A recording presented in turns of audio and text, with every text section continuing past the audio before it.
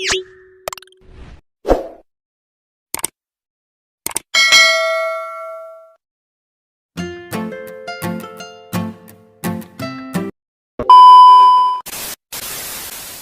teman-teman, kembali lagi di channel saya. Perkenalkan, nama saya Safrinaldi. Saya mahasiswa dari Institut Agama Islam Tafaqquh Fiddin Kota Dumai. Di sini di dalam channel saya akan membahas tentang kurikulum Merdeka.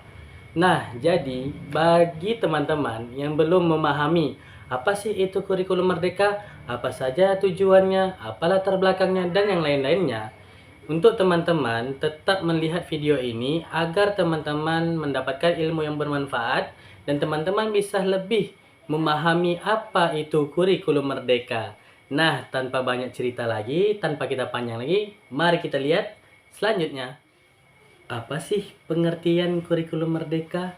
Nah, jadi teman-teman, pengertian dari kurikulum Merdeka atau sering disebut juga dengan Merdeka Belajar atau kurikulum Merdeka Belajar ialah kurikulum dengan pembelajaran intrakurikuler yang beragam, di mana konten yang disajikan kepada siswa akan lebih optimal dengan tujuan agar peserta didik dapat memiliki cukup waktu untuk mendalami konsep serta menguatkan kompetensinya.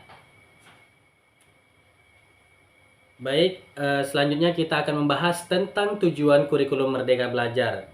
Di dalam tujuan kurikulum Merdeka Belajar ini ada 6 tujuan. Yang pertama, membuat sekolah dan pemerintah daerah memiliki otoritas untuk mengelola sendiri pendidikan yang sesuai dengan kondisi di daerahnya masing-masing. Yang kedua, membentuk SDM atau sumber daya manusia yang berkualitas, unggul, dan berdaya saing tinggi. Yang ketiga, menyiapkan bangsa untuk menghadapi tantangan global era revolusi 4.0. Yang keempat, menguatkan pendidikan karakter melalui profil pelajar Pancasila. Yang kelima, menjadi kurikulum baru yang sejalan dengan tuntutan pendidikan abad ke-21. Yang keenam, meningkatkan mutu pendidikan di Indonesia secara keseluruhan. Jadi tadi itu ada 6 tujuan yang ingin dicapai oleh pemerintah kita dalam hal mengeluarkan statement tentang kurikulum Merdeka. Baik, selanjutnya latar belakang kurikulum Merdeka Belajar. Jadi, kurikulum Merdeka Belajar dilatar belakangi oleh adanya hasil program for International Student Assessment atau disingkat dengan PISA yang menunjukkan bahwa 70% siswa berusia 15 tahun berada di bawah kompetensi minimum dalam memahami bacaan sederhana atau menerapkan konsep matematika dasar. Skor PISA ini tidak mengalami peningkatan yang signifikan dalam 10-15 tahun terakhir. Selain itu, terdapat kesenjangan besar antar wilayah dan antar kelompok sosial ekonomi dalam hal kualitas belajar yang diperparah dengan adanya pandemi COVID-19. Untuk mengatasi hal tersebut, Kemendikbud-Ristek melakukan penyederhanaan kurikulum dalam kondisi khusus yang kemudian disebut sebagai kurikulum darurat. Kurikulum ini diterapkan untuk memitigasi ketertinggalan pembelajaran atau learning loss pada masa pandemi. Hasilnya, dari 31,5% sekolah yang menggunakan kurikulum darurat menunjukkan bahwa penggunaan kurikulum tersebut dapat mengurangi dampak pandemi sebesar 73% untuk literasi dan 86% untuk numerasi. Efektivitas kurikulum darurat ini semakin menunjukkan bahwa perubahan kurikulum penting untuk dilakukan secara lebih komprehensif. Maka dari itu disusunlah kurikulum Merdeka sebagai kurikulum baru yang lebih komprehensif dibandingkan kurikulum sebelumnya. Nah, selanjutnya kita akan membahas tentang prinsip pembelajaran kurikulum Merdeka Belajar. Terdapat 3 prinsip pembelajaran kurikulum Merdeka Belajar, yakni sebagai berikut. Yang pertama, pembelajaran intrakurikuler. Yang kedua, pembelajaran kokurikuler. Dan yang ketiga, pembelajaran ekstrakurikuler. Jadi, saya akan membahas satu persatu dari 3 prinsip tadi. Yang pertama, kita akan membahas pembelajaran intrakurikuler. Pembelajaran ini dilakukan secara terdiferensiasi sehingga siswa dapat mendalami konsep sesuai waktu yang dibutuhkan dan guru dapat memilih perangkat ajar sesuai karakteristik siswanya. Yang kedua, pembelajaran co-kurikuler. Nah, pembelajaran ini berupa proyek penguatan profil pelajar Pancasila yang berfokus pada pengembangan karakter dan kompetensi umum siswa. Yang ketiga, pembelajaran ekstrakurikuler. Nah, pembelajaran ini dilaksanakan sesuai dengan minat yang dimiliki siswa serta sumber daya yang dimiliki satuan pendidik. Baik, selanjutnya struktur kurikulum Merdeka Belajar. Secara umum, struktur kurikulum Merdeka Belajar didasari oleh 3 hal, yaitu berbasis kompetensi, pembelajaran yang fleksibel, serta karakter Pancasila.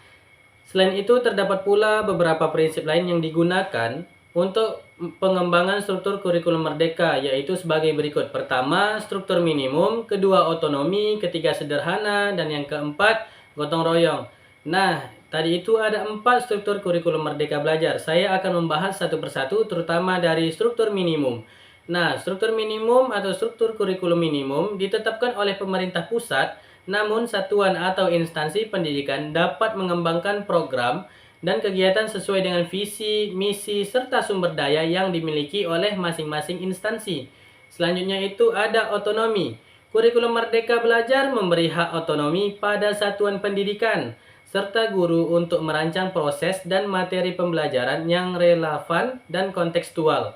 Yang ketiga, sederhana. Struktur kurikulum Merdeka Belajar dibuat sederhana, artinya perubahan dari kurikulum sebelumnya dibuat seminimal mungkin, namun tetap signifikan. Tujuan, arah perubahan, dan rancangannya pun dibuat dengan jelas agar mudah dipahami dan diterapkan.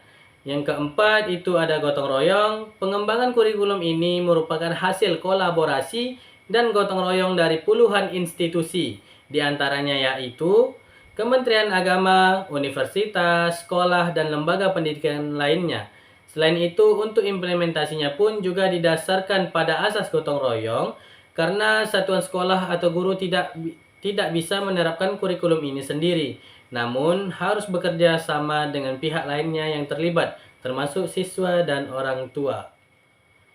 Selanjutnya, implementasi kurikulum Merdeka Belajar.